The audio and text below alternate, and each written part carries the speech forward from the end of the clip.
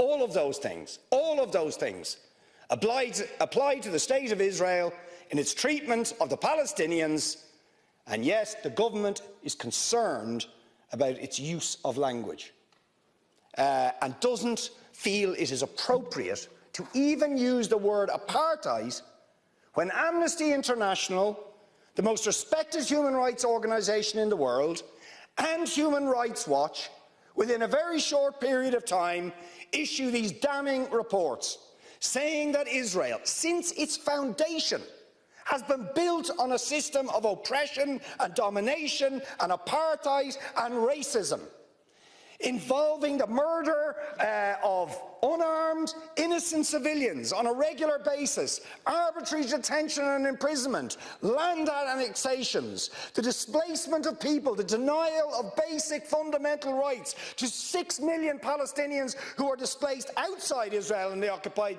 territories, to the right to their return to their homes, to the illegal blockade of Gaza, which has left, as they say in the report, Gaza in a permanent state of humanitarian crisis, denying people access to food, to water, and treating the Arab population as a whole, the Palestinian population as a whole, as an inferior race. I mean, it doesn't get stronger than this. And yet you want to be careful about your language.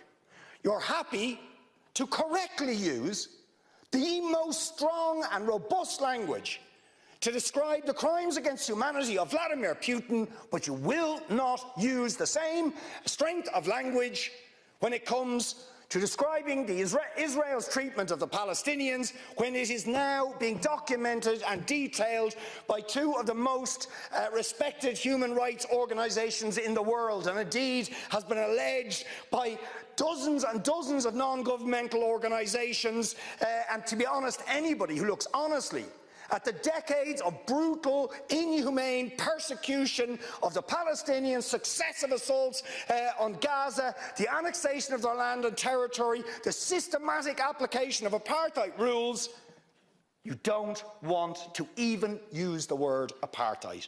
Never mind sanctions. 5 days sanctions against Putin and his thugs, 70 years of oppression by the Palestinians, and it wouldn't be, what was the word you used? It wouldn't be helpful to impose sanctions. Amnesty International are calling for Israel to be referred to the International Criminal Court for crimes against humanity.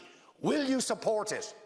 They are calling for targeted sanctions against Israeli officials who are perpetuating the system of apartheid, just exactly the same types of sanctions you've just initiated against Vladimir Putin. Will you support it?